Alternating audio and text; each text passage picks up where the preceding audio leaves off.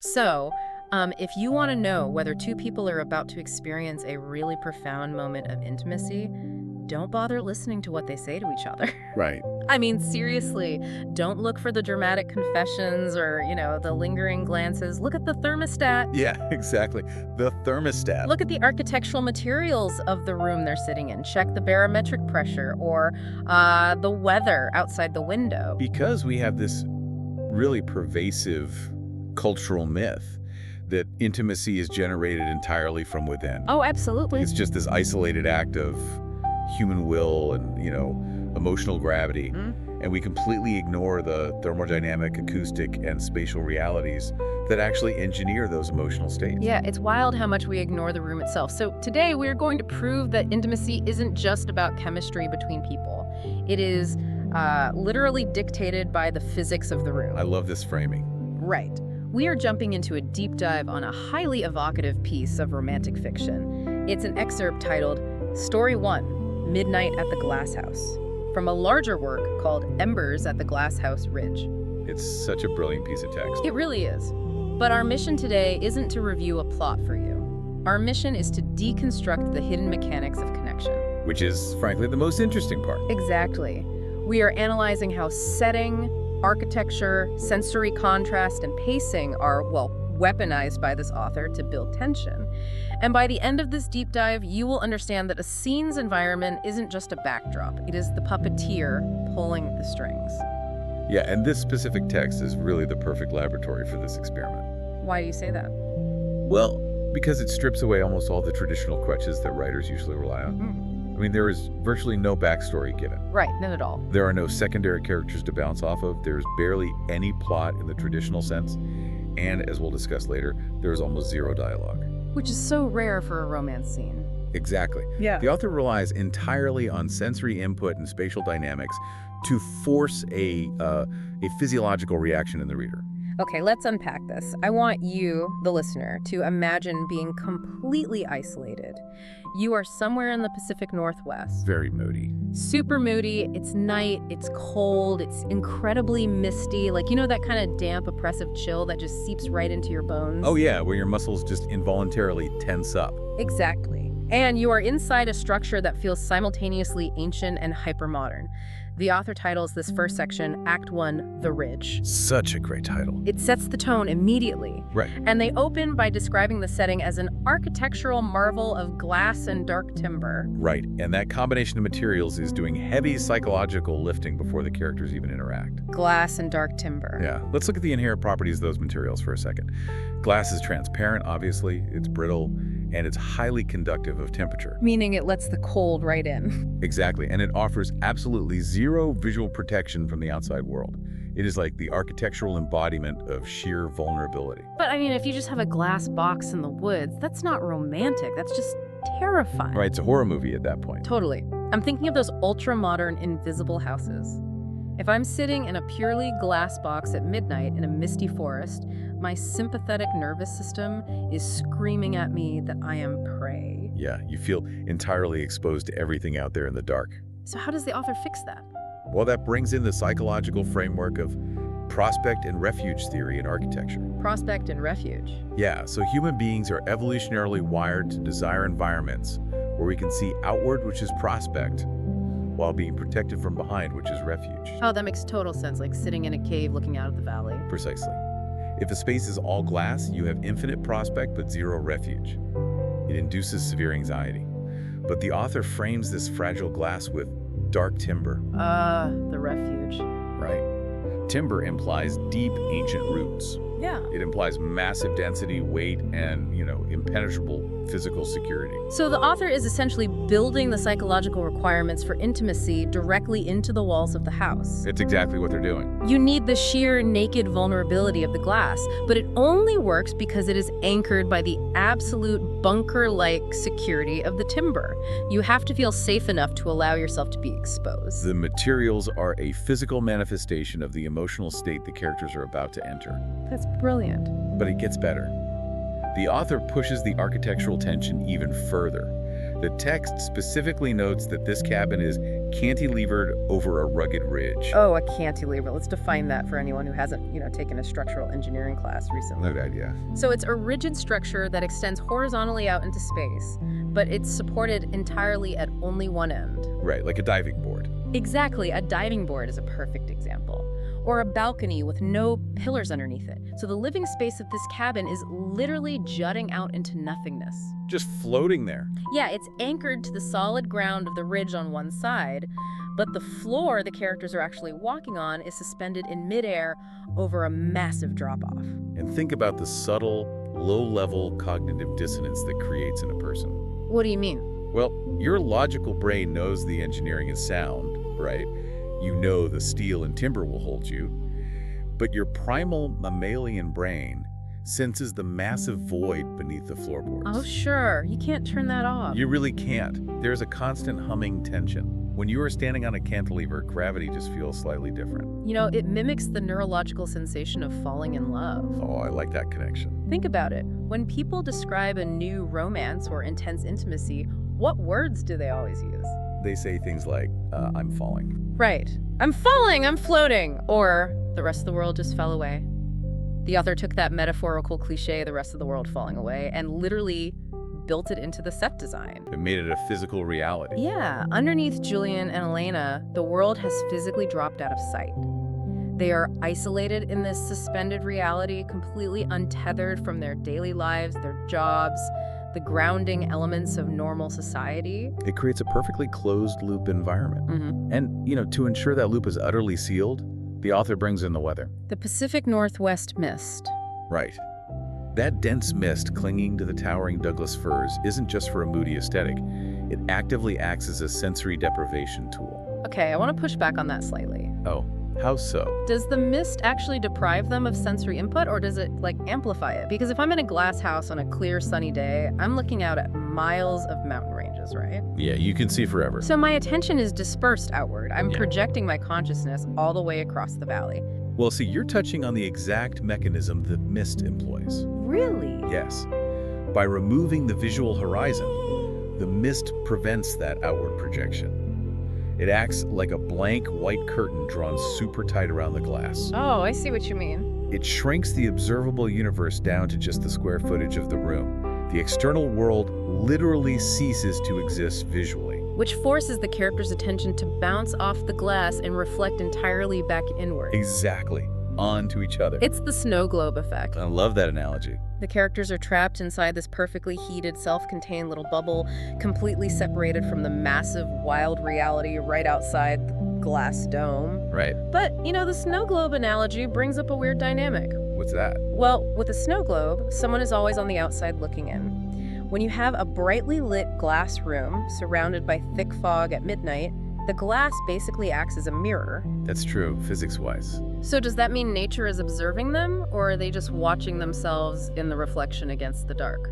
Well, in a glass house at night, you cannot actually see the forest. The interior lights reflect off the inner pane. Right. So it superimposes the interior of the room against the swirling fog outside. The forest becomes this massive, silent, imposing void surrounding them. Which is terrifying and thrilling at the same time. Exactly. It provides the thrill of being incredibly close to the wild, rugged elements of nature while remaining entirely luxuriously insulated from it. And what exactly is reflecting in that glass? The author gives us the answer immediately. The lighting. Yes, the only light source mentioned in this first act isn't harsh overhead lighting or, cold LED lamps. It's the deep orange glow of a double-sided fireplace. Color temperature is such a critical tool for manipulating mood. How does that work scientifically? So the dark, cool, misty grays and greens of the Pacific Northwest forest sit at a very high color temperature, visually speaking. Wait, high temperature means cool colors? Yeah, it's a bit counterintuitive, but it means it's visually very cool, very sterile. The deep, pulsating orange of the fireplace sits at the complete opposite end of the spectrum. Oh, okay. And that triggers deep evolutionary programming.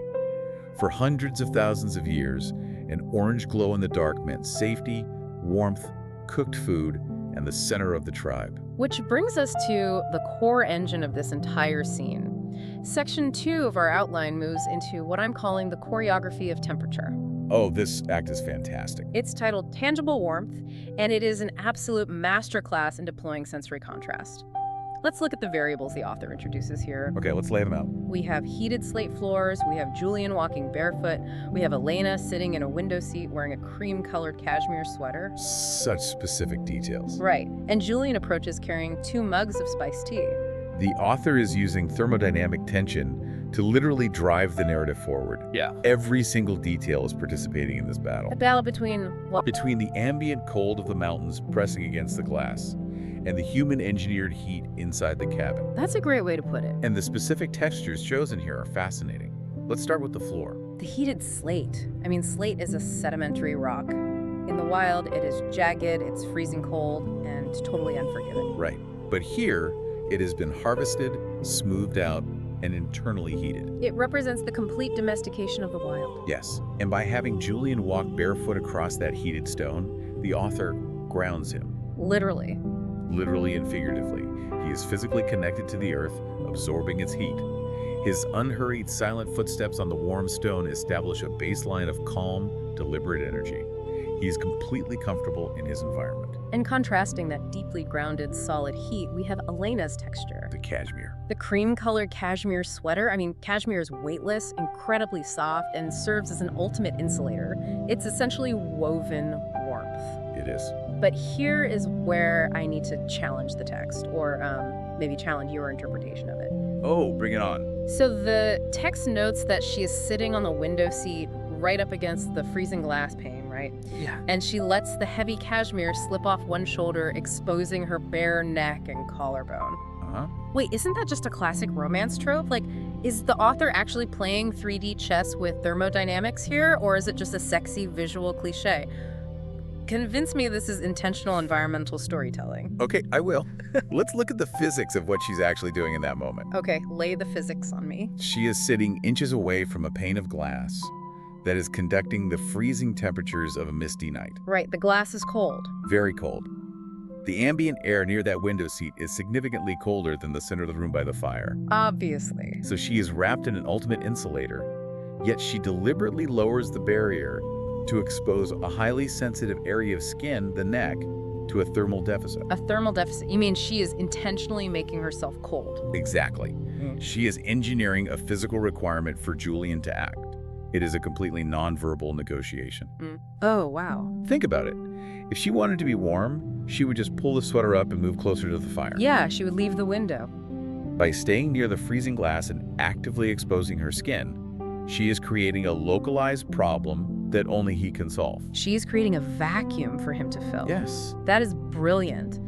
It leads to arguably the most universally deployed, timeless excuse for physical touch in human history. The classic line. Julian walks up behind her, wraps his legs around hers, pulls her back against his solid chest, and murmurs, "You're cold." It's the ultimate line. It really is. It masquerades as an objective weather observation, but it's entirely an excuse for extreme physical proximity. And humans do this constantly in real life, by the way. They do. Oh, absolutely. Yeah. We are remarkably adept at subconsciously altering our physical environments to invite connection without the risk of verbal rejection. Give me an example. Well, we will forget a jacket so someone has to offer theirs. Oh, sure. Or we will turn the air conditioning up in a car so we have an excuse to huddle closer. That is so true. Saying, "You're cold," shifts the dynamic from a request for affection, which requires vulnerability and carries the risk of rejection, to a totally practical act of caretaking. It removes the ego from the equation. He's not saying, "I desperately want to hold you." He's saying, "I am solving the thermodynamic problem of your freezing shoulder." Right. He's just being helpful. And the pacing of his approach is crucial here.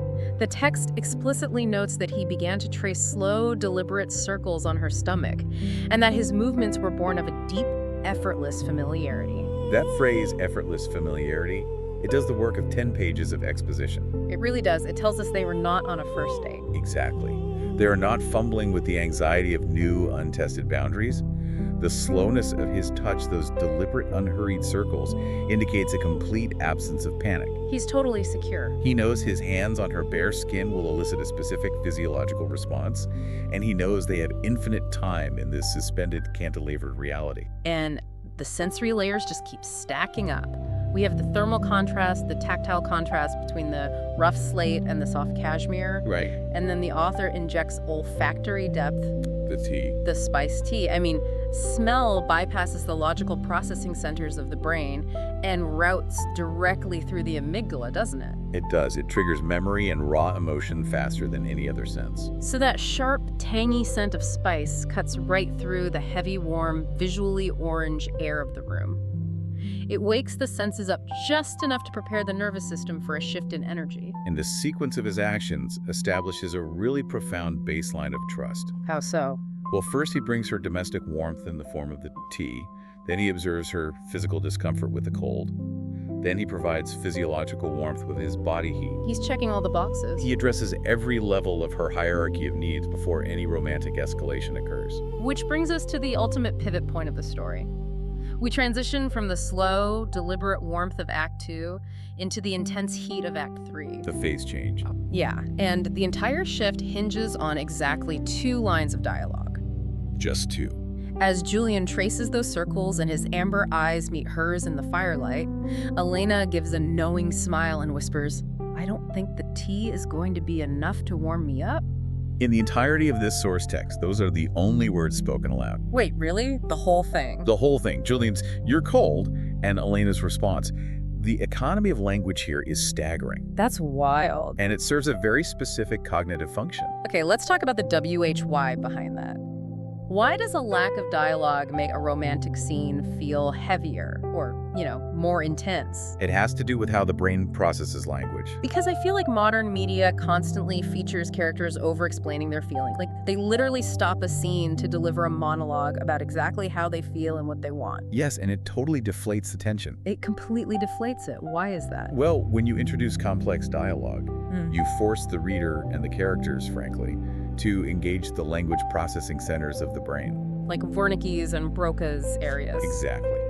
Processing syntax, grammar, and linguistic meaning requires significant cognitive load. It's hard work for the brain. It is. It pulls blood flow and electrical activity away from the right hemisphere and the somatosensory cortex. And what do those do? They process spatial awareness, physical sensation, and abstract emotion. Oh, wow. So by forcing them to shut up, the author is literally forcing the reader's brain out of its analytical language decoding mode. Exactly. And trapping it in the sensory processing mode. If they were talking, we would be listening to their words. But because they are silent. We are forced to listen to the ambient temperature, the texture of the sweater, the feeling of the slate. Consider the concept of negative space in audio. Okay. The silence amplifies the physical cues. Instead of hearing them debate their relationship status, we hear the silent bare feet. We hear the soft catching of breath. That is so much more effective. And notice how she communicates her desire. She doesn't say, "I want to move to the bedroom." No, she uses the physical environment as a shared code. She references the tea and the temperature. Exactly. She takes his excuse, "You're cold," and weaponizes it to escalate the situation. And this brief exchange happens at a very specific architectural location in the room.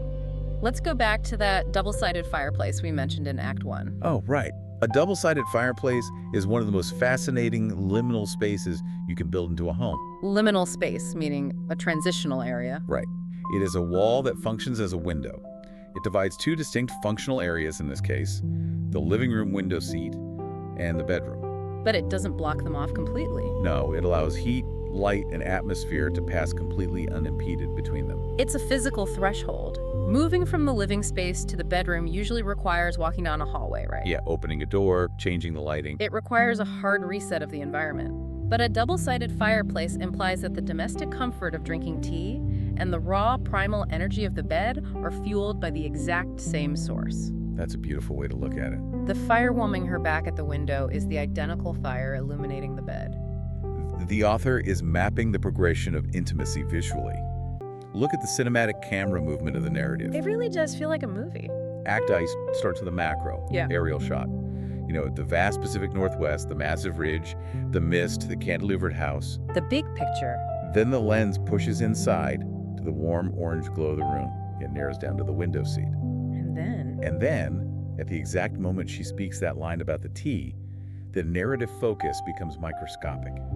we are focused entirely on the localized heat of Julian's thumb, tracing the lower curve of her ribs. The geographic scale is completely collapsed down to a cellular scale, skin against skin. Yes. And that single whispered line acts as a chemical catalyst. We hit Act 3, the heat of the hearth, and the kinetic energy of the scene undergoes a violent phase change. Up to this point, the verbs the author used to describe Julian were incredibly soft and passive. Like what? He murmured. He slid his hands. He traced circles. Very gentle. But the moment the threshold is crossed, the verbs turn decisive and heavy. The text states, Julian didn't answer with words. He took her by the waist and shifted her so she was sitting astride his lap. A total shift in momentum. The cashmere sweater is lifted over her head and actively discarded onto the floor. His grip transforms into something firm and possessive. Ice turning instantly to steam. The unhurried energy just vanishes, replaced by a sudden, heavy urgency. Right. And discarding the cashmere sweater is the ultimate symbolic shedding. Initially, it slipped off her shoulder as a subtle invitation to the cold. Allure. Yeah, allure. Now, it is thrown to the floor. Yeah. It is the removal of the final barrier, not just against the thermal reality of the cabin, but between the two of them.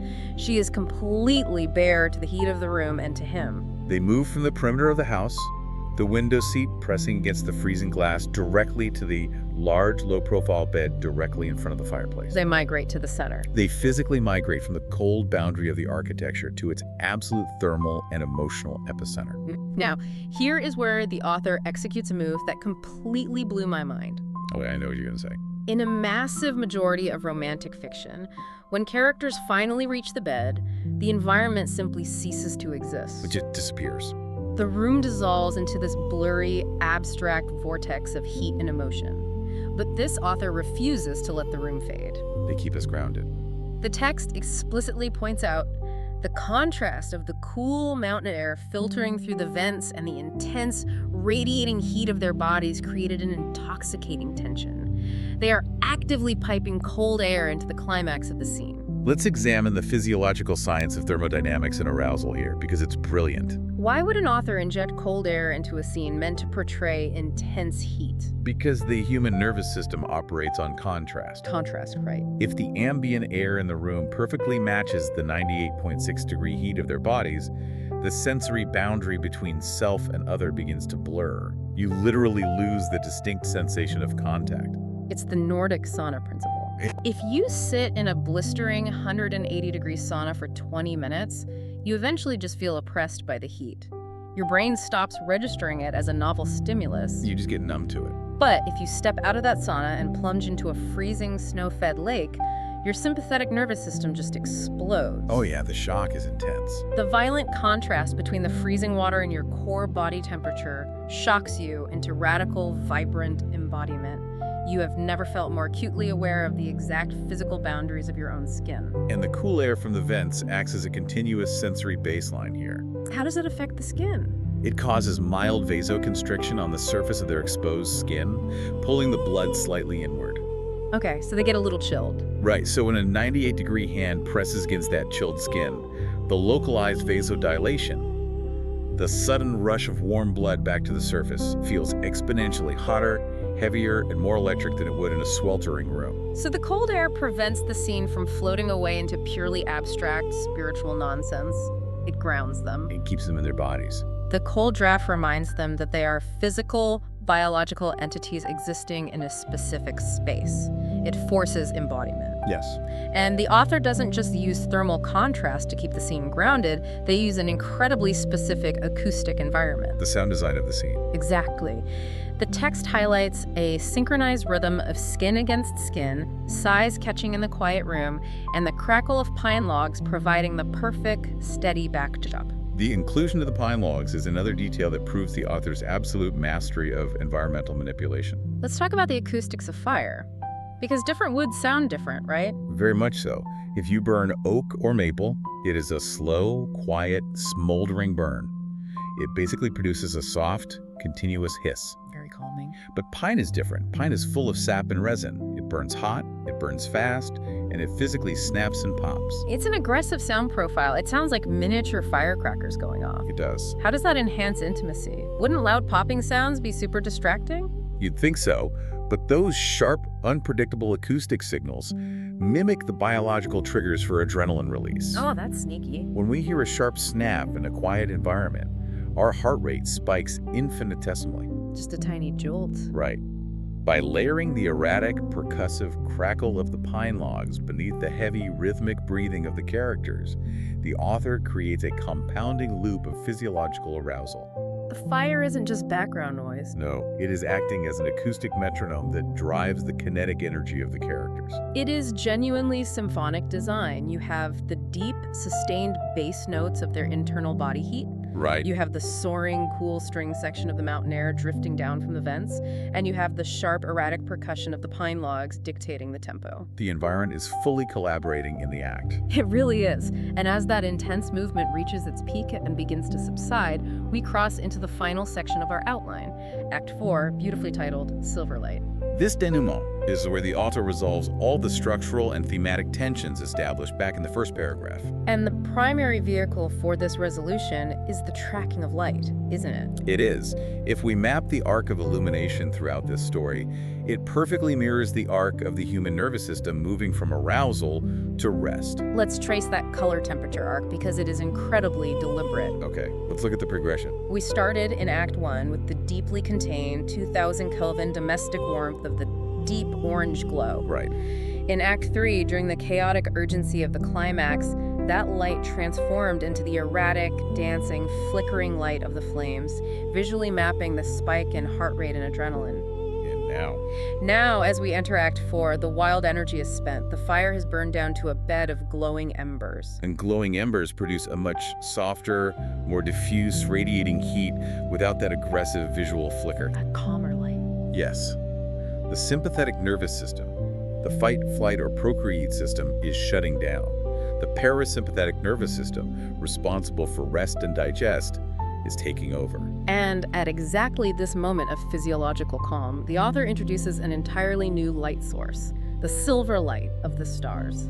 The text reads, "By the time the fire had died down to a bed of glowing embers, the mist outside had cleared, revealing a brilliant canopy of stars." The mist clearing is such a massive structural release. It's a huge shift in the environment. We spent the entire episode talking about how the dense fog acted as a sensory deprivation chamber, right? A snow globe that forced all the energy inward, bouncing off the glass. Because that inward pressure was required to build the critical mass of intimacy, the mist literally trapped the tension in the room. But now it's gone. Once the emotional and physical climax resolves that tension, the architectural container is no longer needed. The fog lifts. And suddenly, the visual boundaries of their world violently expand from a few hundred square feet to the infinite cosmic scale of the galaxy.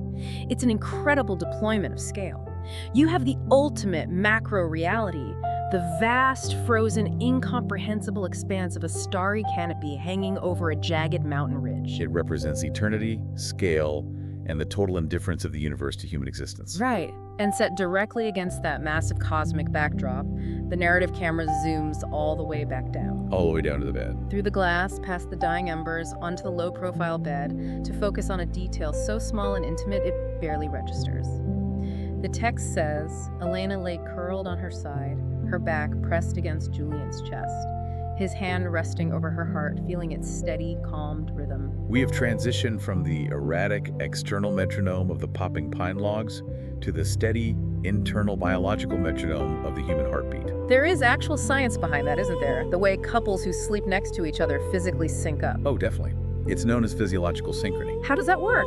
When deeply bonded couples sleep in close physical contact, their respiratory rates and heart rate variability will often fall into a synchronized pattern. That's amazing. It's an evolutionary mechanism rooted in maternal-infant bonding. It signals ultimate safety. The fire in the hearth is dying out, but the internal biological engine has stabilized. So the heartbeat replaces the fire as the rhythmic anchor of the space. Exactly. I used the analogy earlier of a ship safely docking after navigating a storm, but I think the biological reality is so much more profound. It is. The storm wasn't external weather, it was the thermodynamic and hormonal spike of their own desire. Now, the massive engines of arousal have powered down, and what remains is this fundamental, rhythmic proof of life beneath his hand. And the author gives us one final piece of architecture to close it out. The blanket. Julian kisses the crown of her head, and pulls the heavy down comforter up to their shoulders, wrapping them both in a secure, warm cocoon as they drifted into sleep. Think about the shrinking concentric circles of shelter in this story. It's like Russian nesting dolls. It really is. They start isolated in a massive cantilevered glass house jutting over a dangerous cliff.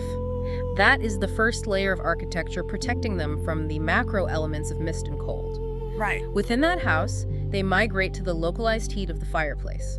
And finally, as they approach sleep, the state of ultimate human vulnerability, the architecture shrinks down to its most primitive form. A fabric cocoon of down feathers. It's a shelter within a shelter within a shelter. The glass house repels the mountain weather, but the down comforter protects the fragile, shared microclimate of their body heat from the cool air still trickling from the vents. As their intimacy deepens and their physical defenses drop, the physical space required to hold them becomes smaller and smaller until it is just the boundary of the blanket.